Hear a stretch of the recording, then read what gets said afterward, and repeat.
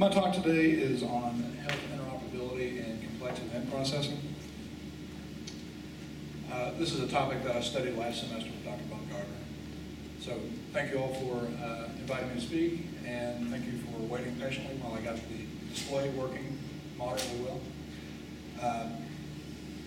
So let me introduce myself. I'm a data architect at UK-Computer. I work on the enterprise data warehouse team, and what we do is build a data warehouse from the different sources of clinical and financial data and operational data at UK-Computer. I'm also a master's student in the computer science program. Let me say a few words about UK-Computer. It's the region's only level 1 trauma center. It's Kentucky's only National Cancer Institute designated cancer center, and it has a very high volume of patients. About 250 emergency room visits every day, 44,000 inpatient discharges in 2018, 1.3 million outpatient visits in 2018, and 400 different information systems, which seems like an awful lot of information systems until you consider all of the different purposes that they serve. So in a single organization, you have registration and scheduling systems, inpatient EMRs and outpatient EMRs. You have ancillary systems for laboratory pathology, radiology, pharma, and blood bank. These are the ones that aren't the main clinical workflow, but they supply lab results or pathology results. You have systems for specialized workflows like the emergency department, surgery, OB/GYN, transplant, medical devices that are streaming data to these different clinical systems. So like bedside monitors for vital signs, that sort of thing, telemetry, heart monitors. You have systems to manage the finances, coding of diagnosis and procedures, plus billing, budgeting, forecasting, research with biobanking, which is where they maintain kind of a data bank of tissue samples and that sort of thing. Genomic systems and systems for clinical trials. You have operational systems, registries for cancer and HIV, and lots of different business systems. And you also have third-party reporting, like for hospital-acquired conditions, mortality statistics, patient experience. A lot of that is government mandated through the different regulatory acts of the past 10, 15 years. And then you have health information exchanges, like we have the Kentucky Health Information Exchange called KHI, where we send certain elements of patient data.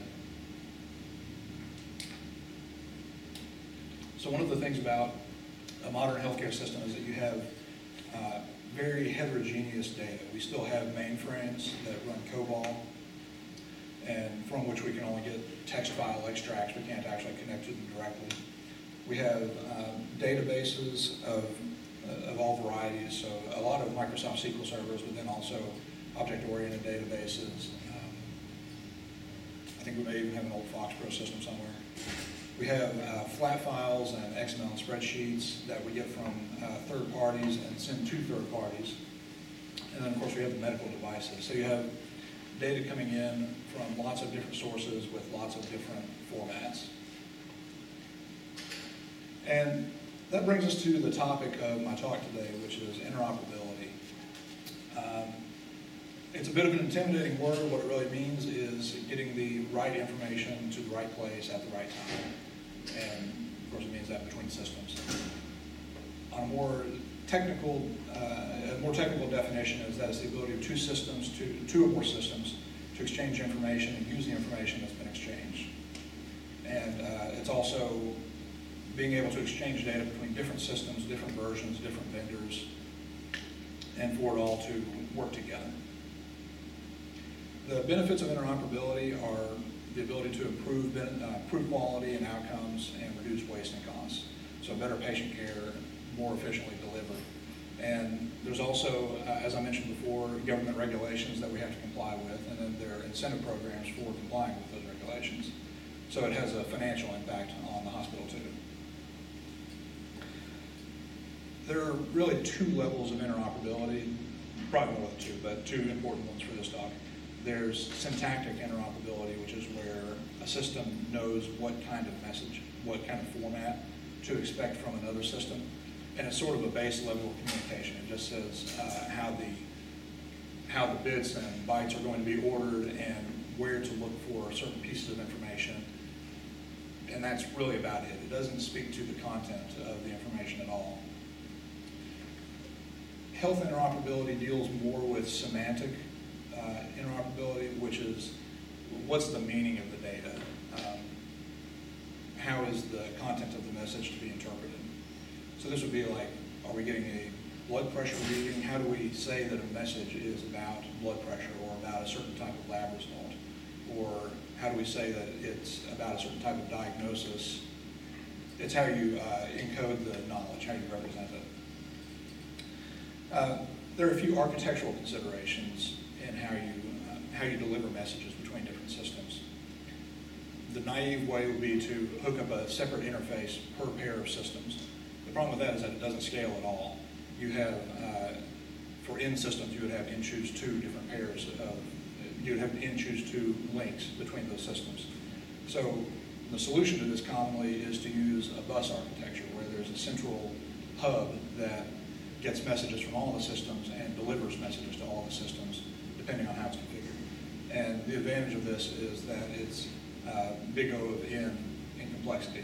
It scales much better than the point-to-point solution. And you can see with this bus architecture here, you have different types of systems all feeding their data into this central integration engine. Like you have medical devices, you have electronic medical records receiving HL7 messages. That's one of the main messaging standards. You have messages going to the data warehouse, different clinical applications, the health information exchanges. You have this architecture that streamlines. Also, there is some dedicated problem here that you create a single point of failure, namely what is blue there. That's true. That's true. It is a single point of failure. So this is another way of representing that. The one on the left here is the peer-to-peer or point-to-point integration. And you can see that it's sort of chaotic, it's messy, it's inefficient. The one on the right is the central hub, the enterprise bus architecture, much more efficient. So a healthcare standard, well, any kind of standard really, is a specification that says what another system can expect in terms of the messages being delivered to it. Formally, it's a specification of the structures, protocols, content, processes for a specific purpose. And you can develop a standard, but if nobody uses it, then it's really not very much use to have one. So they typically are arrived at in collaboration with stakeholders in the standard, vendors, and so on. They have broad agreement, and they're documented formally so that people can find the specs easily. And then they're implemented widely. And that's true of HL7, which we'll come to see later. There's also kind of an analogy to the bus architecture here. By having one standard rather than having a separate agreement per link, you gain a lot in efficiency. It doesn't require the implementers of the system to implement something different every time.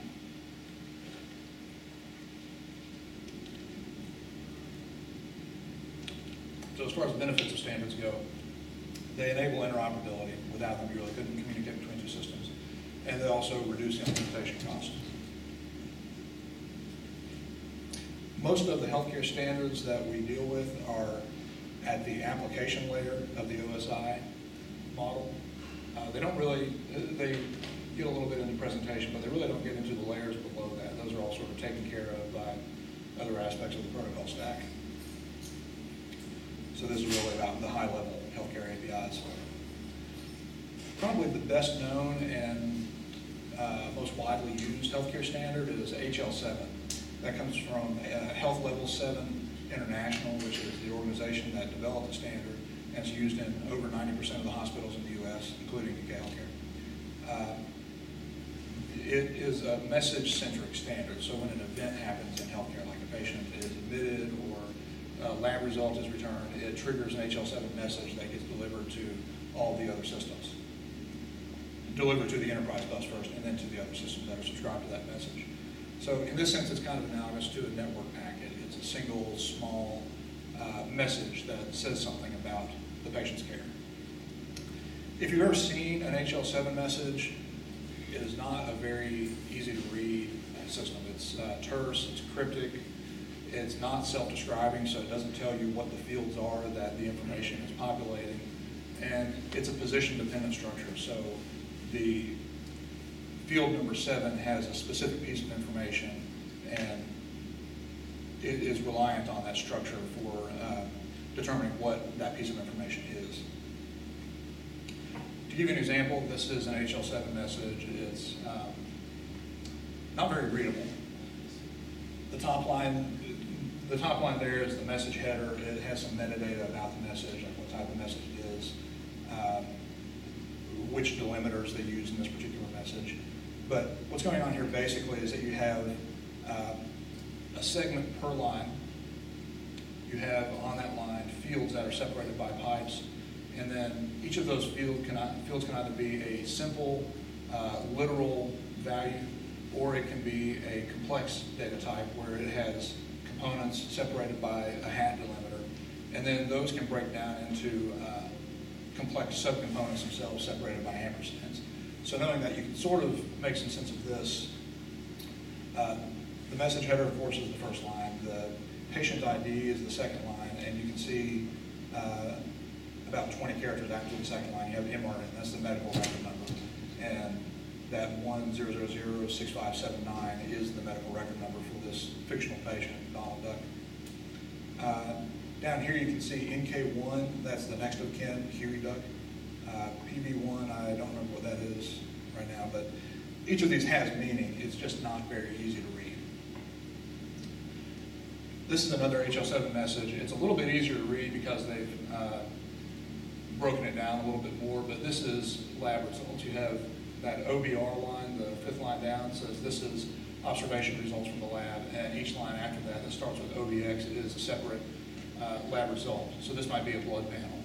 It has total protein, albumin, globulin, glucose, and they're all numbered. And over here it has the value that was read, and then it has a range of normal values. So the high and the low for what's considered normal. But this is what HL7 looks like. It's not easy to read, really. Being easy to read when HL7 was developed was probably not very high on the list of priorities. It was more important to conserve bandwidth. It was developed starting in the late 80s. I think 89 was HL7 version 1, and then they kind of rebooted the next year with HL7 version 2, and that's been the dominant standard for the past 25 years in healthcare. But some of the design considerations with healthcare standards are how you, extensibility first, how do you handle non-standard workflows? Because as you know, healthcare is done differently around the world, and even in the same place, it's done differently from one hospital to another. They talk about things differently, they have different workflows, so it has to be flexible enough to accommodate those. And there's a tension here between the strictness and flexibility.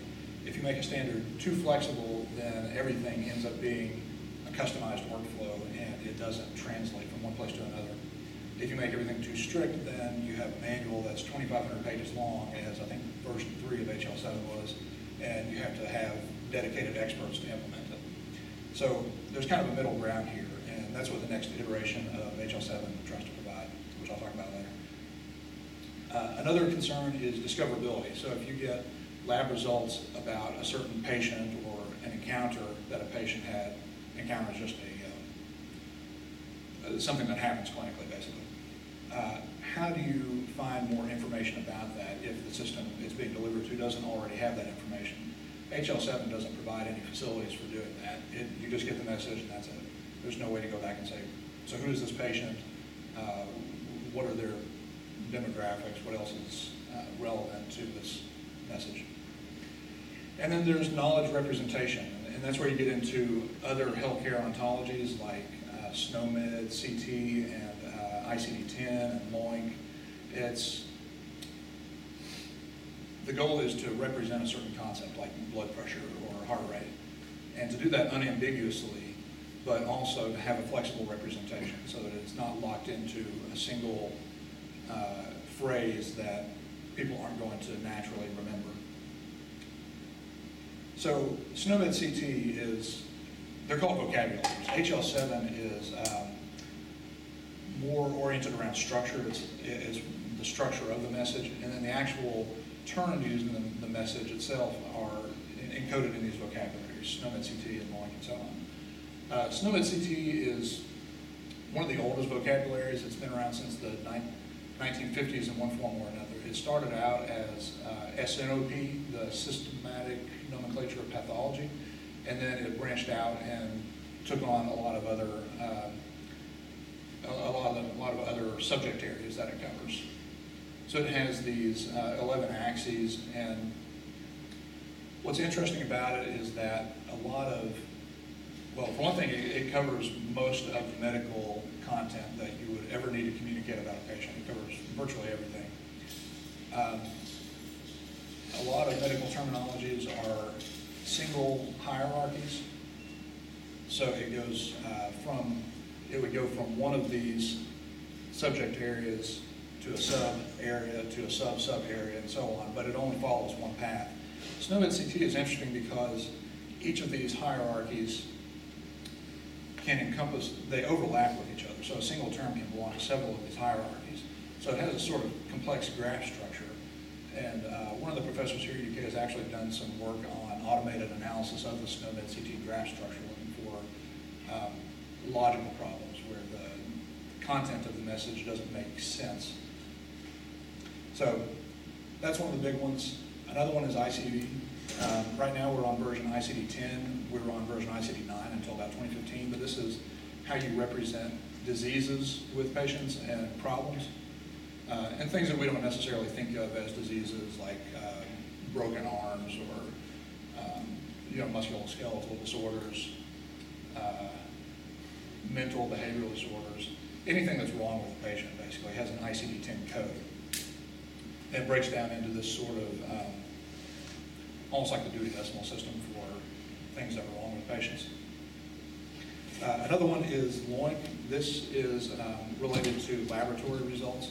So every laboratory test, every laboratory test, be it a blood test or much more complicated test than that, has its equivalent LOINC code, and these are sent across in HL7 messages. So these vocabularies make up the words of the messages that HL7 sends. They're the content. Yeah. I have a question. Yeah. So I'm wondering how these are related to HIPAA. Is this a hierarchical thing? So basically, HIPAA is at the highest level. You have to make sure that you comply with that, and then under it are these vocabularies like SNOMED-CT and others that you use to put together the messages. HIPAA, the way I'm most familiar with it, is related to the security of the message, so making sure it doesn't get into the wrong hands, basically. It's not sent over vulnerable channels, that sort of thing. But I think these would relate to the portability aspect of HIPAA, being able to communicate with other hospital systems. So this is Athena. This is an online lookup for the different vocabularies. I just put this up here because, to me, working with this stuff a lot, it is really useful to have a single search engine that tells you what the different codes are and so on. I don't know if it has a lot of academic interest, but it's a very handy tool. I mentioned the next version of HL7 a few slides ago. It's called FHIR. It's Fast Healthcare Interoperability Resources, and it addresses a lot of the problems that people have with HL7. When I say problems, HL7 is the most widely implemented healthcare message exchanging standard, but it is cryptic, it is difficult to read, and it requires specialized knowledge to implement. So FHIR was developed by the same group. It was released about 6 years ago, and it's built on existing web standards. So it uses protocols that you're probably all familiar with: HTTP, REST. You've heard of RESTful web APIs, where you can do something like remote procedure calls just using a web API. You can say, create this patient, or modify this observation record, or delete this, send back the data for this lab result. All that is done with a web address and HTTP command. So to read this patient's record, you would say get, and then that URL and the patient object, and then the identifier for that patient, the medical record number.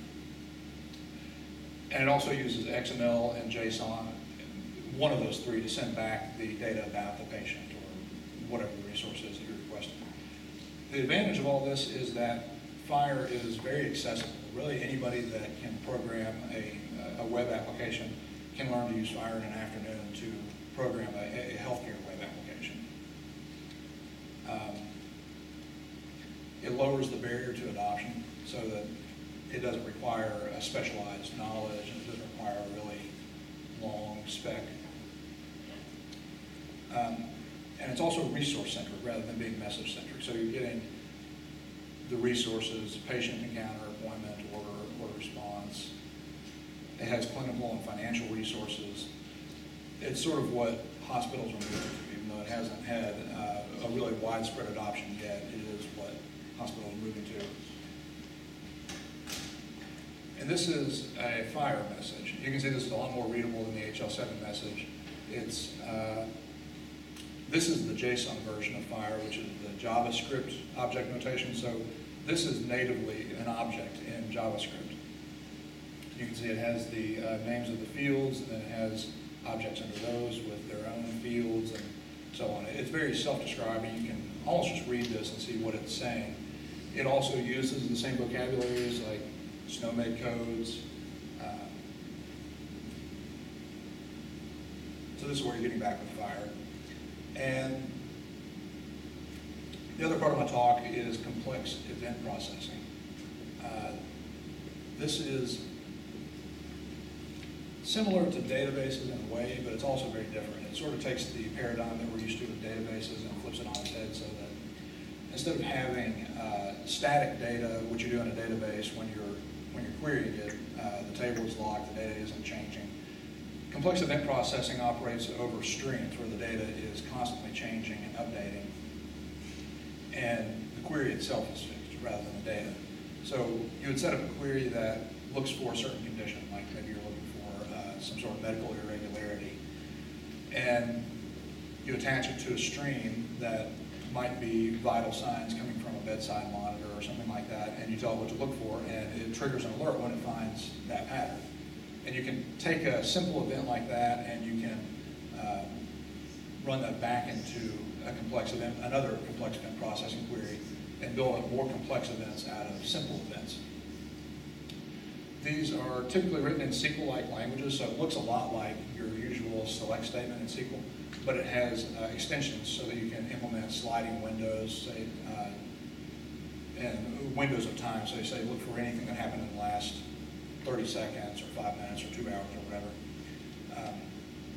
I've got a couple of examples on the next page, but first, these are useful for device centers, for, but not just healthcare, but also network packet captures, application logs, financial transactions like stock tickers, and of course, healthcare systems. A couple examples are triggering an alert when a patient's blood pressure is a standard deviation above or below its mean. So you keep a running average of the patient's blood pressure, and then when it jumps out of a standard deviation, you alert. And you can trigger when 2 out of 3 successive heart rates are more than 2 standard deviations from the mean, but on the same side of the mean line. So you're looking for maybe if a patient is crashing or becoming septic or something like that. You can use a query language like this and a stream coming from a medical device to trigger on this sort of thing. This is an example of the language syntax. You can see it's very SQL-like, and there are about, I would say probably around a dozen different systems that implement complex event processing in one form or another, and they each kind of have their own custom language. This is from Esper. It's called EQL. And that's it. Just wanted to bring you up to date on what's going on in the healthcare world. This book, Principles of Health Interoperability, I'd highly recommend it. It's packed with detail. And this complex event processing paper is a really good introduction to it, kind of a survey of the whole landscape. That's it for me. Thank you for allowing me to speak.